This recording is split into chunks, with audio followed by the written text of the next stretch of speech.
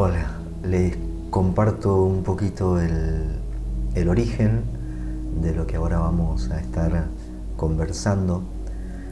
Hace un tiempo en la comunidad acá en la que estoy, en Río Cuarto, empezó a surgir la inquietud, ¿no?, en distintos hermanos y hermanas laicos de profundizar un poquito algunas cuestiones, ¿no?, de nuestra fe, de nuestra vida de fe, que iban entendiendo o experimentando que en el mundo actual, en nuestro presente, había cositas que hacían ruido, escuchaban de vez en cuando algo que sonaba como novedoso, pero que no era tan fácil de asimilar sin poder comprenderlo mucho. Entonces se sugirió que tengamos algunos encuentros de formación abiertos, y el miércoles pasado finalmente pudimos tener el primer encuentro. El primer encuentro le pusimos nuestro camino de fe, ¿no?, y para hablar de fe y creencias, y se presentó y se van a seguir presentando estos encuentros como una especie de presentación, de provocación y de diálogo para charlar, ¿no?, de estas cosas, para compartir, a ver qué es lo que va resonando en nuestros corazones, en nuestras cabezas, ¿no?, qué es lo que va pasando con nuestra fe, ¿no?, nuestro camino, nuestras prácticas en un mundo que cambia, ¿no?, vertiginosamente, al menos en sus formas, digamos, aparentemente, y que muchas veces nos descoloca o fácilmente quedamos como anacrónicos con algunas afirmaciones, o exigimos a una sociedad posmoderna, digamos, que se sostengan o se mantengan algunas cuestiones de pensamiento como muy mágico o mítico respecto de lo religioso, y eso cuesta, ¿no?, naturalmente. Entonces decidimos comenzar con esto, ¿no? Decidimos comenzar dando este primer paso, ¿no?, charlando sobre nuestra fe, ¿no?, y la relación con las creencias. Entonces, en primer lugar, compartimos este texto, que es de Michael, Fray Michael Patrick Moore. Es un fraile franciscano, y que ha escrito en su último libro, ¿no?, que escribe sobre la experiencia también, ¿no?, cristiana, a la luz y a las sombras de la Pascua, ¿no? Y tiene esta expresión que a mí me pareció muy, muy interesante como punto de partida para ir conversando un poquito, compartiendo, ¿no? Desde ya les voy sugiriendo que si pueden encontrar o tener un pedacito de pan medio cerca para hacer una práctica hacia el final, ¿no?, de este encuentro. Michael dice lo siguiente, yo le cambié una palabrita nomás a esto, después esto de Michael. La fe se construye, se deconstruye y se reconstruye en el camino. Vamos creyendo mientras vamos caminando, desde lo que traemos y desde lo que esperamos, desde lo que ya sabemos y desde lo que la vida nos va enseñando. El creer no nos exime de sufrimientos y rebeldías, aunque pueda ayudarnos a avanzar con algunas seguridades, pocas, tenuemente iluminados por un horizonte de esperanza. Pero la fe también puede volverse un obstáculo para el encuentro con el buen Dios, cuando ciertas expectativas, precomprensiones o proyecciones hacen de interferencia, o peor aún, de barrera a ese Dios que siempre está golpeando suavemente las puertas de nuestro corazón. Un texto muy, muy bonito que está al inicio, ¿no?, de su libro, y me parece muy sugestivo. naturalmente yo hago una interpretación, ¿no?, de este texto también desde lo que quiero compartir o presentar, ¿no? Más allá de lo que Michael concretamente haya querido decir. Pero bueno, yo acá en este texto ya como que distinguiría, ¿no?, que es verdad, o sea, la fe es una gran posibilidad de conexión, de apertura a la trascendencia, a Dios, al principio, al origen, como le quieran llamar, y que puede ser, dice Michael, también un obstáculo. Yo creo que lo que puede obstaculizar el camino o el encuentro, ¿no?, con Dios son más bien las creencias, ¿no?, más que la fe, desde la perspectiva en la que vamos a conversar ahora, que ya vamos a ir viendo cómo es, ¿no?, o de qué dimensión, si se quiere, de la fe vamos a estar hablando, o cómo vamos a comprender la fe en esto que les voy a compartir. Naturalmente, el acercamiento, la aproximación a la verdad, que es solamente experimentable, ¿no? O sea, la verdad creo que de ninguna manera puede ser concebida acabadamente, ¿no? Nosotros podemos aproximarnos desde diferentes perspectivas y entonces tenemos algo, ¿no?, de esa verdad, pero la verdad, como el amor, ¿no?, se experimentan, ¿no? O sea, no podríamos definirlo, y por tanto podemos hablar de una manera multiforme, muy distinta de lo mismo, ¿no? Y eso creo que nos enriquece y quizás nos haga bien, y cada uno, de acuerdo al proceso que va haciendo, en el momento en que se encuentra, puede ir tomando, ¿no?, una perspectiva u otra perspectiva, ¿no?, que le va a ayudar más en su camino, en su proceso, ¿no? Creo que es lo que todos hemos hecho con lo que hemos ido incorporando a lo largo de nuestra vida. Hemos ido acercándonos y muchísimas veces casi absolutizando alguna perspectiva porque era lo que necesitábamos en ese momento, ¿no? Y bueno, con esto naturalmente también se puede hacer lo mismo. Entonces, para continuar, otro texto quería compartirles, esta vez de Javier Meloni, que me parece también otro hermano que nos está ayudando un montón en el camino. Y él dice esto: todo lo que necesitamos está aquí, y todo lo que está aquí lo necesitamos. Esto me parece fundamental, ¿no?, para lo que vamos a compartir, ¿no? Nosotros vamos a hablar de fe y creencias, ¿no? De fe y creencias, no fe versus creencias, no, fe y creencias. Entonces, tener presente que todo lo que necesitamos está aquí, no necesitamos buscarlo, digamos, fuera del aquí, y todo lo que está aquí lo necesitamos, ¿no? Tanto las experiencias profundas, místicas, si se quiere, de la fe, o las creencias, las prácticas más concretas, las ideas, las concepciones, todo lo que tenemos lo necesitamos. O sea, nada es desechable. Todo puede ser trascendido, por supuesto, pero nada es desechable. Pero pocas veces, dice Javier, accedemos a la totalidad de este aquí, con mayúscula, porque estamos distraídos o bloqueados en otro aquí, con minúscula. Esta es una de las paradojas de la condición humana: tener conciencia sin ser apenas conscientes. Estar aquí y ahora en cada momento y, sin embargo, no llegar a estar plenamente presentes en ningún momento. Con el agravante de que nuestra percepción parcial nos hace pensar que es total, haciéndonos creer que eso es todo lo que podemos vivir. El costo es grave. Nos sostenemos frágil e inestablemente a costa de un permanente debilitamiento de nuestro ser. Muy bonito lo que dice, muy bonito. Parafraseando y interpretando nuevamente desde esta perspectiva que intentamos compartir,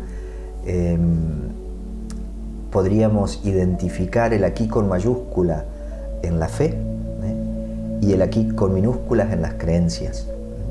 Entonces podemos decir, pocas veces accedemos a la totalidad de una experiencia de fe profunda, radical, existencial, que nos permite entrar en contacto con lo esencial, lo mejor, ¿no? Lo mejor, con lo esencial de nosotros, ¿no? Pero muchas veces estamos distraídos o bloqueados en otro aquí, y ese aquí quizás podamos identificarlo con las creencias. Creo que es una posibilidad de leer, ¿no?, este texto, de parafrasear este texto. Después les queda naturalmente los textos del PowerPoint, entonces ustedes pueden volver y leer tranquilos los textos y dejar que les hablen de acuerdo al momento, bueno, que cada uno está viviendo.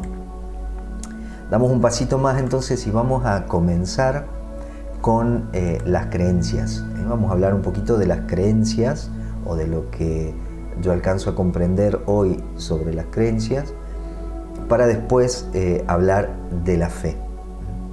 Fíjense que yo puse, bueno, las creencias, ¿qué creemos? ¿En quién creemos?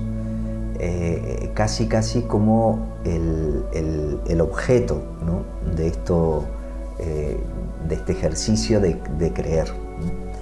Y la imagen que puse ahí son rostros, como dos rostros, con muchos signos religiosos, occidentales, orientales, porque frecuentemente o por lo general vinculamos las creencias con las religiones. Ya vamos a ver enseguida que no necesariamente es así. Entonces, ¿qué es lo que cómo podría caracterizar, ¿no?, la creencia? Yo acá les pongo cómo podríamos intentar definir, cómo intentar aproximarnos. Tenemos que recordar siempre que las palabras son muy limitadas, ¿no? Las palabras no son la realidad, los conceptos no son la realidad. La realidad siempre está más allá de las palabras señalan la realidad, ¿no? Hay un dicho sufí muy sugestivo que dice, con la palabra fuego nadie se quema, con la palabra vino nadie se emborracha. La distancia que hay entre la palabra y la realidad es infinita, pero la palabra tiene la virtuosidad de poder señalar la realidad, que es una experiencia. O sea, la realidad siempre es experimentable, no es concebible, es experimentable. Entonces, cuando alguien dice fuego, a mí esa palabra me lleva a la experiencia del fuego, ¿no? O la palabra vino. Rabia, otra mística poeta sufí, ella dice, el que habla miente, el que saborea conoce, ¿no? O sea, cuando hablamos y creemos o pretendemos que las palabras sean la realidad, que los conceptos coincidan absolutamente con la realidad, ahí nuestro hablar se convierte en un hablar mentiroso y desviante, digamos, ¿no? O sea, es como que nos confunde y nos lleva a otro lado y no nos conduce a la experiencia de la realidad, ¿no? Por eso ella decía, el que habla miente, porque siempre que afirmamos algo sobre una realidad, lo afirmamos como muy limitadamente, entonces de algún modo se miente porque no abarca la totalidad de la verdad.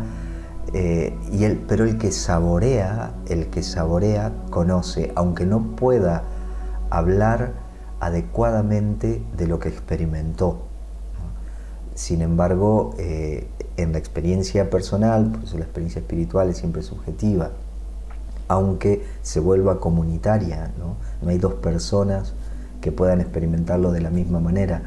Hace un tiempito estuvimos con un hermano sacerdote que nos hizo una presentación, ¿no?, de un tema que estábamos abordando, y él citaba a Freud y decía Freud decía que cuando hay dos personas que piensan igual, en realidad hay una que está pensando por la otra, porque no existe la posibilidad de que dos personas piensen igual. Si no existe la posibilidad de que dos personas piensen igual, mucho menos existe la posibilidad de que dos personas experimenten igual, ¿no? Entonces podríamos decir de alguna manera que las creencias son como el eco y la concreción de expectativas, de pareceres, de puntos de vista, de convicciones. Si uno tuviese la conciencia de que mi creencia es eso, entonces está muy bien, porque yo voy a tener una cierta libertad, ¿no?, de la creencia. Yo ni me voy a apropiar tanto, ni voy a dejar que la creencia se apropie de mí, ¿no?, y se convierta como en una ideología, digamos, ¿no? Entonces, tener la conciencia de que son expectativas, pareceres, puntos de vista, convicciones es importante. Pero hay una realidad, digamos, digamos, algo propio de la experiencia que tenemos de las creencias, es que se trata de una idea a la que nosotros le otorgamos mentalmente o racionalmente un asentimiento mental, a lo que concedemos un estatus de realidad, ¿no? O sea, yo creo algo y a eso que yo creo le otorgo un estatus de realidad. Con la pandemia nos pasó un montón, ¿no? O sea, nosotros teníamos un montón de versiones de la pandemia, y cuando alguien decía algo, y si era un médico, un científico, nosotros escuchábamos eso, y durante un tiempo, hasta que aparecía una cosa contraria, lo afirmábamos como que si la cosa era así, ¿no? Esto es real así, o esta cantidad de muertos, o bueno, un montón de noticias que se nos daban se convertían fácilmente en creencias, ¿no? Es una idea con categoría de hecho, ¿no? Y eso naturalmente depende mucho también de quién lo diga y cómo lo diga, ¿no? Uno expresa una idea y muchas veces se le da casi implícitamente una categoría así de hecho. Esto es así, ¿no? No es que puede ser así, no es que es mi punto de vista, mi perspectiva, mi parecer, no, esto es así, ¿no? Entonces tienden a absolutizarse, identificándose con la verdad. Y cuando se absolutiza una creencia, resulta muy difícil poder ver, poder experimentar la verdad. Si yo absolutizo una creencia, es muy difícil que pueda trascenderla, porque me va a parecer que no hay nada que trascender, porque esta creencia es la verdad. Y entonces, claro, me va a obstaculizar. Ahí es donde la fe hecha creencia, digamos, se convierte en un obstáculo, ¿no?, del encuentro con Dios. Dice Enrique Martínez Lozano que las creencias son como las anteojeras de los caballos que nos impiden el acceso a la verdad. Es fuerte la afirmación, pero creo que vale la pena tenerla presente. Un ejemplo, vamos a poner, de una creencia. Por ejemplo, los derviches danzantes, ¿no? Este grupo sufí místico del Islam, que se remontan a Rumi, ¿no? Un místico poeta medieval del 1200. Es muy interesante cómo nace este comportamiento, esta práctica, ¿no?, esta práctica de los derviches. Resulta que Rumi era un intelectual, ¿no? Rumi tenía muchísimos conocimientos intelectuales, ¿no?, del Islam, ¿no?, de su creencia, de su fe, y de pronto se encuentra con Shams, que era otro, ¿no?, místico sufí o islámico, pero que era un hombre de mucha práctica, de mucha experiencia, que no tenía la formación intelectual de Rumi, y Rumi queda fascinado. O sea, Rumi queda realmente le parece que es tremendo lo que se encuentra, y lo transforma toda su vida y transforma sus prácticas. Resulta que después de un tiempo Shams se tiene que ir, ¿no?, del lugar ahí donde compartían como discípulo y maestro, y con una amistad estrechísima, muchísimos poemas de amor. Rumi se los dedica a Shams. Y cuando se va, Rumi entra como en una angustia, una oscuridad, una soledad muy grande. Entonces dice que se abraza a una columna que había y se pone a girar alrededor de la columna, y eso va como ese ejercicio, esa práctica va liberando en él sus sentimientos, lo que va experimentando, y lo va traduciendo en palabras, ¿no? Y empieza a decir algunas frases, algunos versos que los discípulos de él decían que los escriban, y él decía, no, son solamente palabras, no tienen sentido. Y ahí nace la práctica, ¿no? de girar, ¿no? De danzar, ¿no?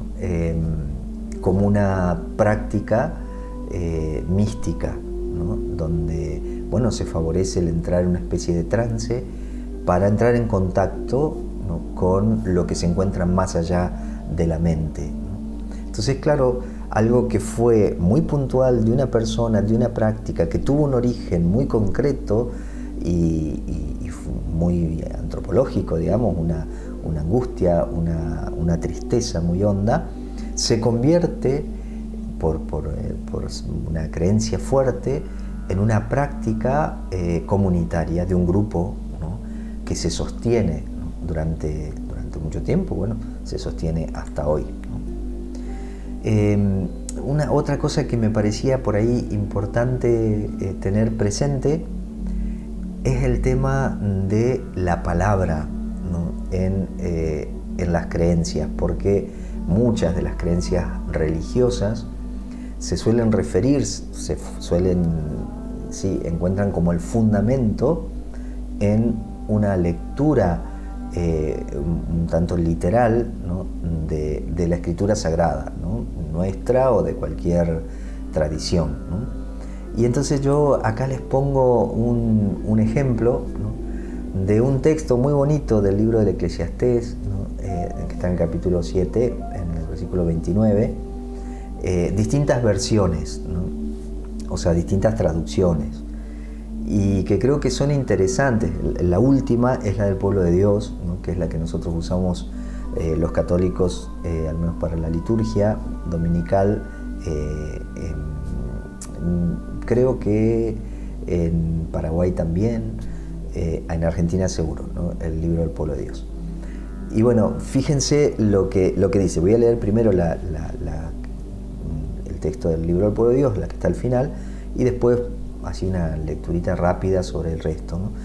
En resumen, dice el autor del Eclesiastés: he descubierto lo siguiente: Dios hizo recto al hombre, pero ellos se buscan muchas complicaciones. Un texto precioso. O sea, Dios hizo recto al hombre, pero el hombre se busca muchas complicaciones. Bueno, después vamos a ver de que en la primera parte hay mucha coincidencia, ¿no? O sea, solo he hallado esto, solamente he hallado esto, he encontrado lo siguiente, descubrí, ¿no? Esto, encontré lo siguiente, he hallado lo siguiente, ¿no? He descubierto lo siguiente. Ahí hay mucha similitud. Después hay algunas diferencias, porque dice: Dios hizo recto a los hombres, Dios hizo perfecto al hombre, Dios hizo íntegro al hombre, Dios hizo virtuoso al hombre. Hay distintas, entre cada una de estas palabritas naturalmente hay diferencia, pero al final hay todavía un poquito más, porque dice lo que el libro del pueblo de Dios traduce como ellos buscan muchas complicaciones. Otras traducciones dicen buscan muchas artimañas, buscaron muchas perversiones, se complicaron la vida, se apartaron, ¿no? del camino por ir por su camino cuesta abajo, se apartaron decidiendo seguir su propio camino descendente. Fíjense que entre artimañas, perversiones, caminar en un sentido descendente, complicaciones, hay mucha diferencia. O sea, ¿por qué digo esto? Porque tenemos que tener mucho cuidado cuando nosotros tomamos los textos sagrados de manera literal y los convertimos en el fundamento de nuestras creencias, ¿no? Que después naturalmente van a ir como determinando nuestro comportamiento, y nuestros juicios, ¿no?, ante la realidad. Eso es medio complicado. Entonces me parece que es importantísimo, y estamos en un proceso actualmente muy interesante en la recuperación de esta dimensión simbólica de las escrituras sagradas, porque en realidad estamos en un momento de un resurgir espiritual muy interesante, que Karl Rahner en el siglo pasado yo creo que lo había como profetizado, podemos decir nosotros, diciendo de que el cristiano del siglo XXI será un místico, ¿no?, o no será. Y había un autor francés que laico y de pensamiento laico, ¿no?, que él decía, también expresaba lo mismo en términos de espiritualidad, ¿no? Decía, el hombre del siglo XXI será fundamentalmente espiritual, ¿no?, o no será, en el sentido de que seguirá como autodestruyéndose. Entonces hay un surgimiento, un resurgimiento de la espiritualidad, ¿no? Hay un texto que se le atribuye a Teilhard de Chardin, donde él dice, el ser humano no somos seres humanos con una experiencia espiritual, sino que somos seres espirituales con una experiencia, una aventura humana, ¿no? Es diferente pensar que la espiritualidad es una dimensión de la persona a decir, no somos espirituales. Nuestra esencia es espiritual y se expresa, se manifiesta, se experimenta en términos, ¿no?, y con mediaciones, ¿no?, antropológicas, ¿no?, históricas, pero somos espirituales. Entonces, bueno, yo acá les pongo dos textos, uno de la Dei Verbum, que es uno de los documentos del Vaticano II, que habla sobre la Sagrada Escritura, cristiana, naturalmente, donde se dice, la Escritura se ha de leer e interpretar con el mismo espíritu con que fue escrita.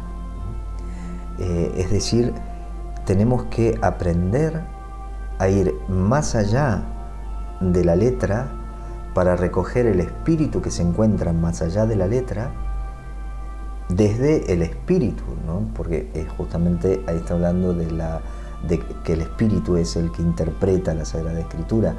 Por lo tanto, es fundamental esta comunión y esta apertura al espíritu que nos va a inspirar a encontrar lo más profundo, a ir más allá. De nuevo, la palabra es orientadora, es indicadora, pero no es la realidad. No nos podemos detener en eso, tenemos que ir más allá. Y después lo de Pablo, ¿no?, en la carta a los Corintios, en la 2 Corintios.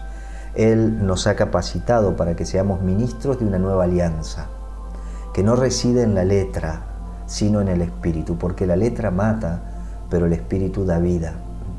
Esto es el punto de partida de una de las admoniciones o avisos espirituales de Francisco de Asís, el aviso 7, ¿no?, donde él habla de todo esto, ¿no?, y explica cómo somos vivificados por el espíritu de las divinas letras, no por la letra, sino por el espíritu de las divinas letras.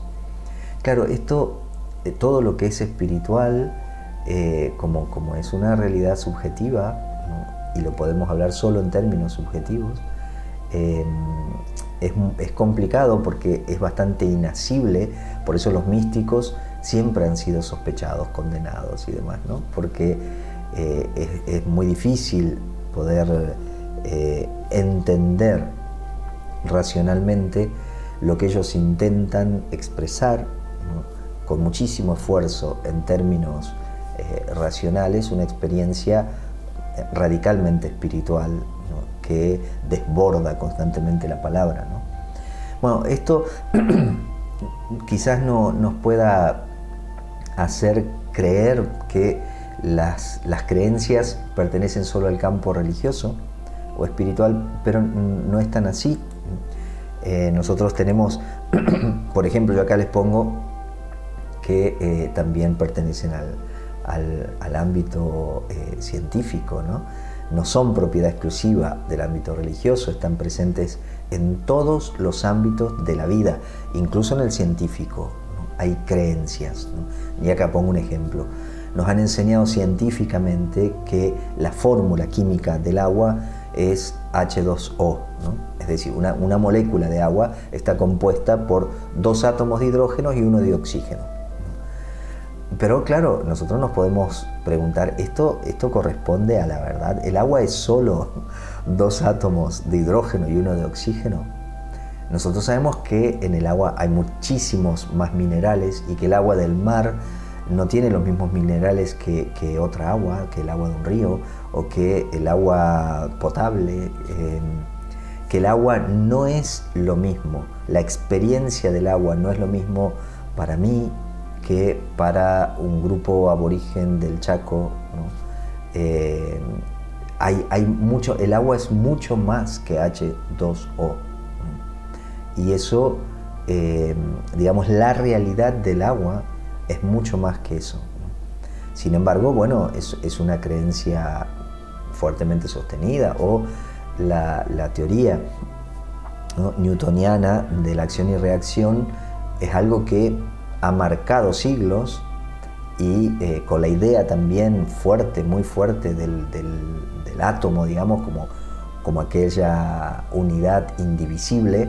Bueno, hoy por hoy sabemos que el átomo se divide, lo podemos dividir, ¿no?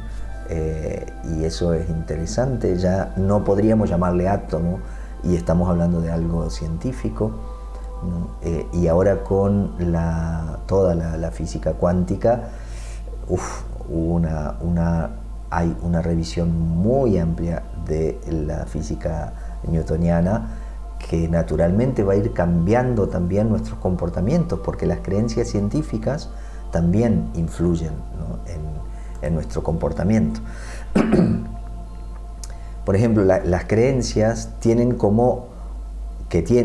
las creencias que tienen como objeto a nosotros mismos, es decir, el yo conceptual o superficial, ¿no? Esto yo lo tomo un poquito desde la psicología transpersonal, ¿no?, que concibe la identidad en tres estratos, digamos. Está el yo conceptual o superficial, que es lo que la mente dice de mí, lo que la mente me dice que yo soy, ¿no? Después está un yo, ¿no?, personal, que es la expresión o la encarnación de ese yo universal, que es el fondo de identidad en el que todos somos uno, porque compartimos una misma esencia, ¿no? Entonces, en este yo conceptual está lleno de creencias, ¿no?, lo que yo creo de mí, y también el mundo que nos rodea, ¿no?, el material o espiritual, también, ¿no? Yo me creo constantemente creencias, ¿no?, sobre lo que me rodea, y esto afecta directamente nuestro actuar cotidiano. Lo que yo creo de mí hace que yo me comporte de una determinada manera, ¿no?, naturalmente, y por eso suelen ser las creencias muy fuertes, ¿no?, y más fuertes que la razón, ¿no? Nosotros creemos, sostenemos cosas que muchas veces rayan con la irracionalidad, ¿no? Y le hemos puesto, a veces para defender ciertas creencias, hemos dicho, es cuestión de fe, ¿no? O, no podemos agotar el misterio. O sea, hemos creado también fórmulas que defiendan, ¿no?, una cierta irracionalidad de algunas creencias, ¿no? Y pueden ser tanto posibilitantes como limitantes. Una creencia que tengo sobre mí o sobre lo que me rodea puede ser la posibilidad de un montón de cosas, porque me abre a un montón de cosas, o puede limitarme y cerrarme, ¿no?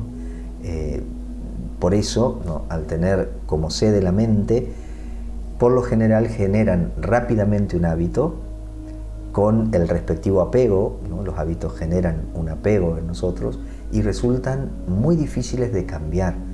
Las creencias son verdaderamente difíciles de cambiar. Al identificarse con la verdad, ¿no?, abandonarlas genera un vacío que frecuentemente viene acompañado de un sentimiento de culpa muy fuerte. Yo vengo haciendo una práctica determinada, sostenida en una creencia.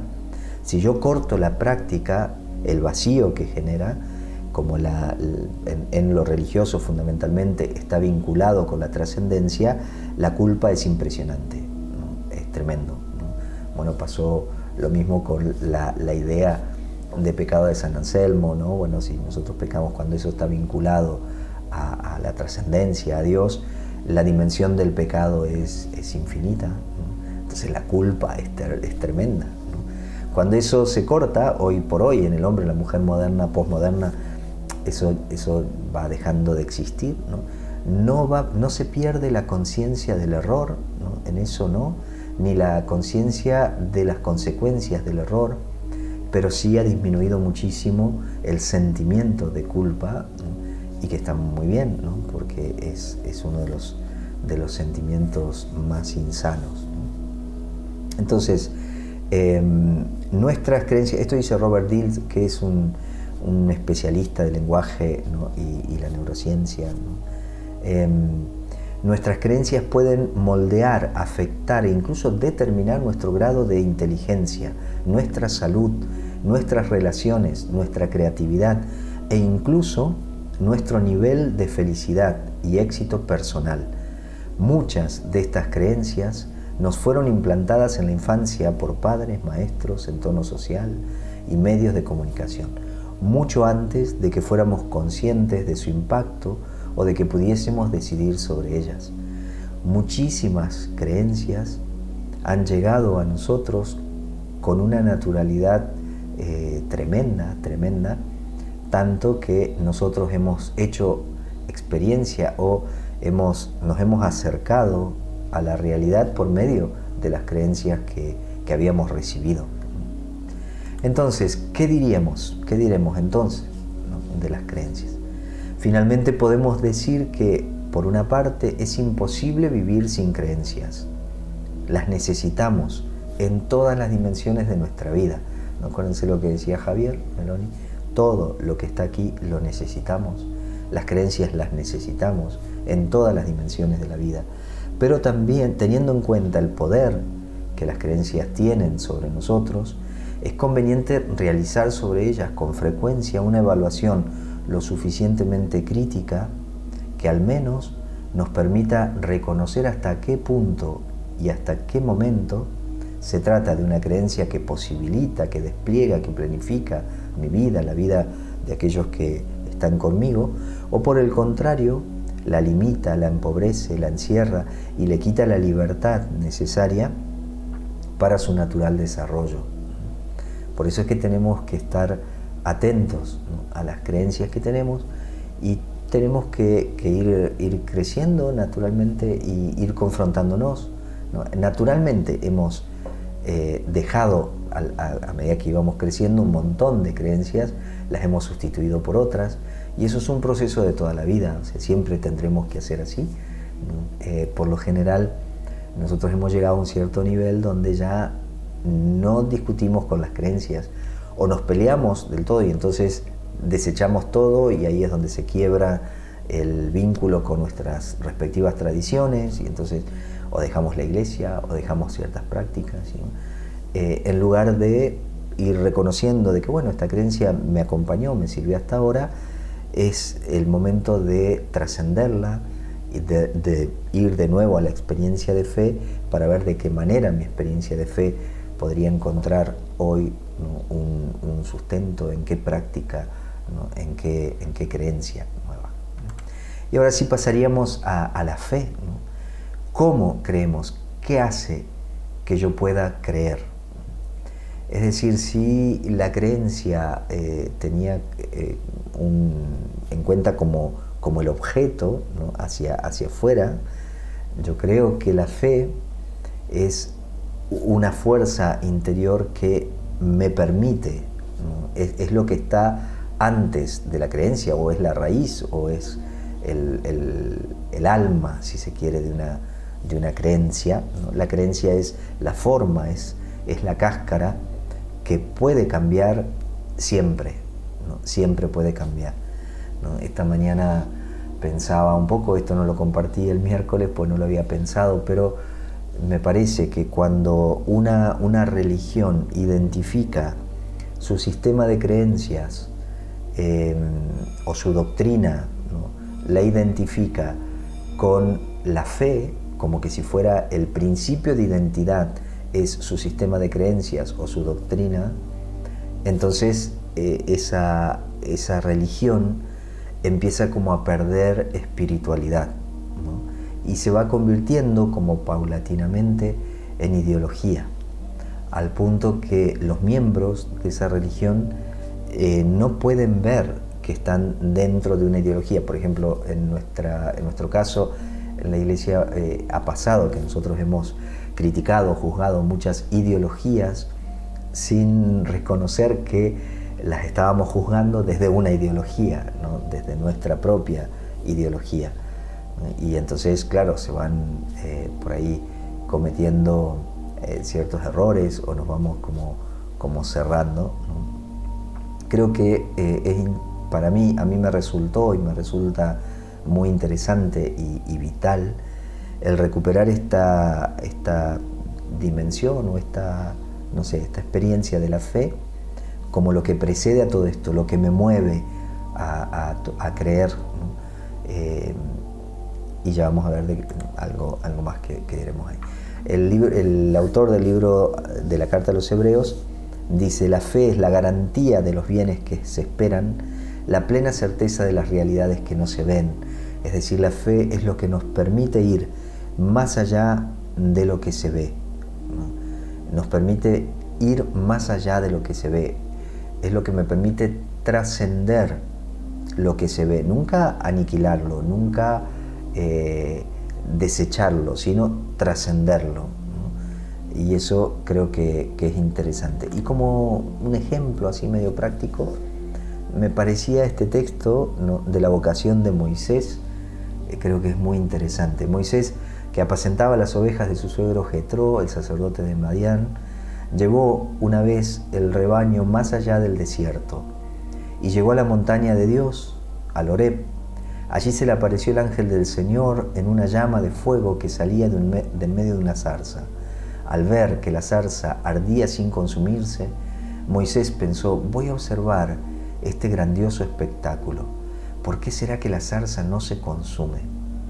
Cuando el Señor vio que él se apartaba del camino para mirar, lo llamó desde la zarza diciendo: Moisés, Moisés. Aquí estoy, respondió él. Entonces Dios le dijo: no te acerques hasta aquí, quítate las sandalias, porque el suelo que estás pisando es tierra santa. Me parece precioso este texto. Es importante en los textos de la Sagrada Escritura darnos cuenta de que no son crónicas de hechos, son narraciones míticas, simbólicas. Por lo tanto, la actualidad de estos textos sagrados está justamente en su valor simbólico, ¿no?, que nos permite ir encontrarnos con el relato y a la vez trascenderlo, y en esa trascendencia tiene una actualidad impresionante, ¿no?, porque lo que está, el espíritu, digamos, de estas letras es lo que permanece, ¿no?, y es precioso.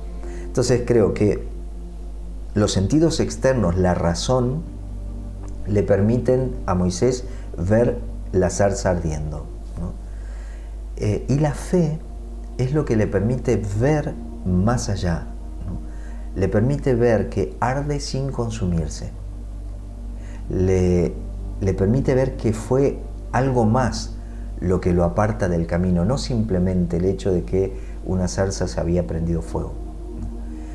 Y sobre todo le permite experimentar que está pisando, que está entrando en terreno sagrado, o mejor, en la dimensión sagrada de todo terreno. Esto es lo que permite la fe. La fe nos permite entrar en contacto con esta dimensión sagrada de todo terreno, de todo lo real, de todo, de todo, incluso de aquello que nosotros hemos llamado pecado. Hay una dimensión sagrada también en el pecado, naturalmente, ¿no? Dice Ángela de Foligno, ¿no?, una mística franciscana, que cuando ella tiene la experiencia de conciencia de la unidad con Dios, donde ella y Dios son uno, ella dice: yo veo que no hay menos Dios en el cielo que en el infierno, en un ángel bueno que en el demonio, en una obra buena que en un homicidio o un adulterio. Dios está igualmente presente, dice ella, en cada una de estas realidades. Porque si Dios, que es el ser, es lo que posibilita el ser, no estuviese presente, ninguna de estas realidades tendrían existencia, ¿no? O sea, podrían manifestarse. Por lo tanto, Dios está de algún modo presente, de algún modo no, ella dice igualmente presente en todas estas realidades. Claro, para la mente que distingue y que necesita distinguir y oponer, esto es difícil.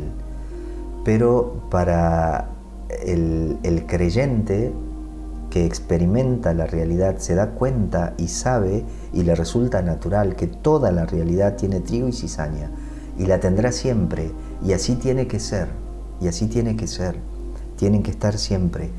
Se da cuenta que no es más importante la luz que las tinieblas, no es más importante el fuego que el agua, no es más importante la paz que la guerra, o sea, no es más importante, son necesarias las dos realidades para poder existir. Nosotros tenemos una tendencia casi natural, por ejemplo, con el trigo y la cizaña, nosotros, de que no, tenemos que tratar de sacar toda la cizaña posible para que quede solo trigo, pero eso es imposible, ¿no? Y eso Jesús dijo, no, o sea, no lo hagan porque la raíz está tan unida que al arrancar la cizaña pueden arrancar también el trigo, ¿no? Es de una radical, profundísima sabiduría esto que Jesús nos enseña en esa parábola. Entonces, ¿qué podríamos decir de la naturaleza de la fe? Podríamos decir que la fe es la raíz mística y espiritual de las creencias, más específicamente de las creencias religiosas, ¿no? Las que nos permiten vincular, religar con la dimensión trascendente de la realidad, con el fondo de la realidad. Solo en la fe es posible el contacto con el fondo de lo real. Dice el maestro Eckhart, el fondo de Dios y mi fondo es el mismo fondo. Maravilloso, maravilloso. Y Maslow, ¿no? Este psicólogo personalista que muchos lo llaman casi el padre de la psicología transpersonal, él decía, un verdadero proceso de autoconocimiento que no es abortado, que no es cortado en el medio, termina sí o sí en autotrascendencia, ¿no? Termina en esta experiencia de este fondo, ¿no? Nosotros, en términos como más religiosos, podríamos decir, termina en esta experiencia mística, radicalmente espiritual, de unión, de conciencia, de la unión de Dios y nosotros, ¿no? Que en el mito de la creación se expresa, ¿no? Como la imagen y la semejanza, ¿no? A mí me gusta decir de que no somos lo mismo, ¿no? Con Dios, o sea, no somos lo mismo, pero somos muy, muy, muy parecidos, muy parecidos. No somos solamente imagen, somos también semejanza. Yo compartía el miércoles que Orígenes, uno de los padres de la Iglesia, él decía que el pecado hace que yo pierda la semejanza con Dios, pero la imagen no se pierde nunca. Entonces él concebía toda la vida espiritual como un itinerario de la desemejanza a la semejanza, ¿no? Por la imagen, ¿no? ¿Cómo traduciríamos hoy? Diríamos, de la pérdida de conciencia de lo que verdaderamente somos a lo que verdaderamente somos por la contemplación de ese fondo interior, ¿no? Donde Dios y yo somos uno, ¿no? Lo que en la psicología transpersonal se diría el yo universal, ¿no? Donde somos bondad, paz, armonía, felicidad, verdad, ¿no? Plenitud, ¿no? Con ese fondo. Entonces el itinerario que hago de la desemejanza a la semejanza, del olvido, ¿no? De la pérdida de memoria a la recuperación de la conciencia de lo que soy, se hace, diría Orígenes, por medio de la contemplación de ese fondo, ¿no? de esa imagen que está y que permanece en nosotros y que es intocable por nada, ¿no? Ni por nadie lo puede desfigurar, ¿no? Entonces, por la fe, al ser espiritual, la fe al ser espiritual no tiene forma, la fe no tiene forma, está más allá de la forma y es capaz de expresarse en cualquier forma. Esta es como la concepción, digamos, de fe que quería compartirles. Después les diré algo más sobre eso que acabamos de afirmar. La fe no es objeto del conocimiento. La fe, como todas las cosas profundas y verdaderamente reales, como el amor, por ejemplo, o la verdad, solo se puede experimentar. Y como toda experiencia es intransferible, yo no puedo transferir mi fe, yo no puedo comunicar, ¿no?, mi fe. Yo puedo invitar de alguna manera a que los que tengo al lado puedan acercarse a una experiencia que tendrán cada uno de una forma diferente de esto que sí tenemos todo, que es esta fuerza, ¿no?, que viene con nosotros desde el origen, de llevarnos, de proyectarnos, ¿no?, de dirigirnos hacia la trascendencia, ¿no?, hacia nuestro hogar definitivo, digamos, ¿no?, que es el mismo de nuestro origen, ¿no? Y como toda experiencia, entonces es intransferible. De lo dicho anteriormente, podemos decir que la fe no es una doctrina. Se puede expresar limitadamente en una doctrina, pero la supera totalmente. De ninguna manera una doctrina puede expresar acabadamente la experiencia de fe, ¿no?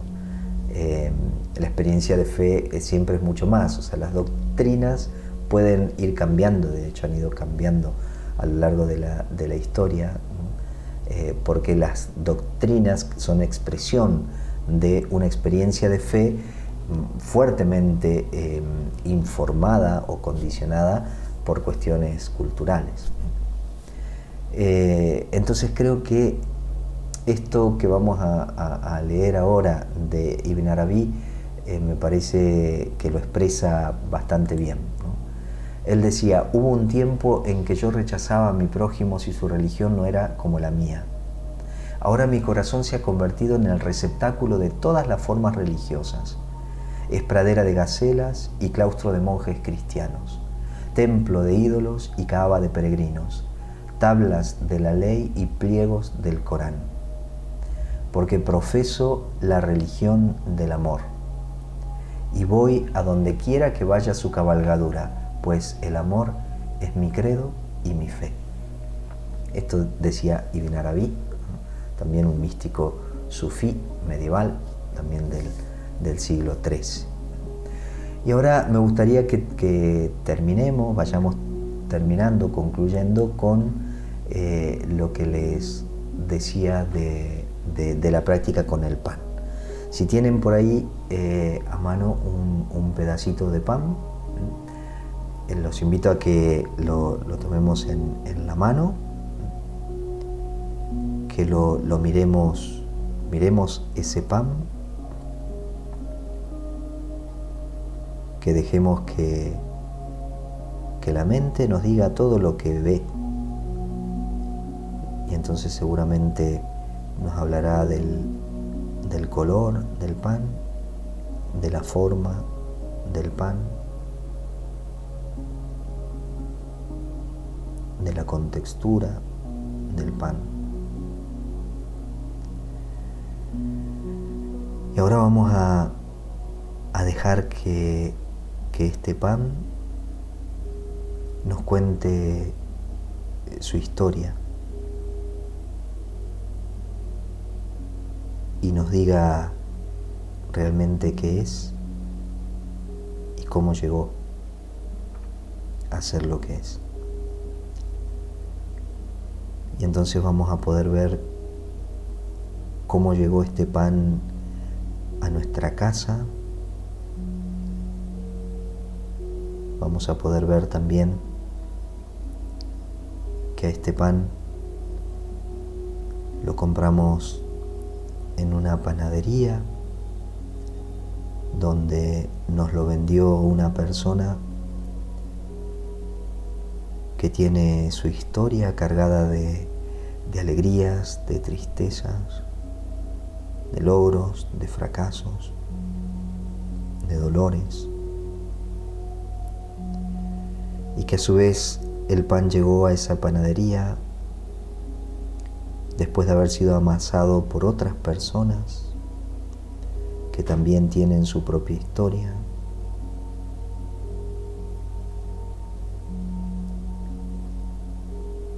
que tienen toda una vida cargada de infinitas circunstancias. Y antes de ser amasado fue harina, fue agua, fue leche, fue levadura. Y esa harina fue trigo, y en ese trigo está el sol, el agua, los minerales que recibió de la tierra, el viento.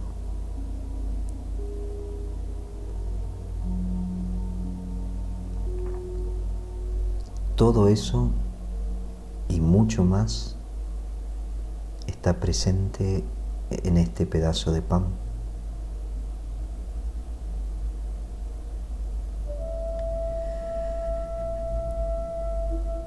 Todo eso, con todo eso, entramos en comunión cuando podemos ser conscientes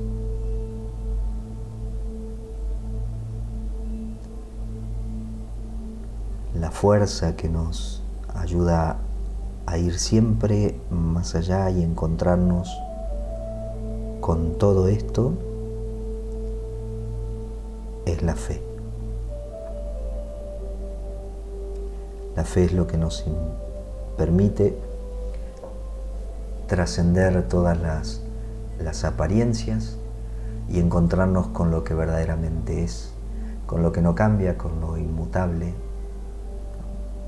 Y a eso estamos llamados. Y terminamos con una poesía de Rumi que dice así: el amor es insensato, no razona. La razón busca un beneficio. El amor se te declara consumiéndose inmutado. Sin embargo, en medio del sufrimiento, el amor avanza como una rueda de molino, sencilla y dura y de dura superficie. Habiendo muerto de interés personal, lo arriesga todo y pide nada. El amor pierde apostando cada regalo otorgado por Dios. Sin causa, Dios nos dio el ser. Sin causa, devuélvelo otra vez.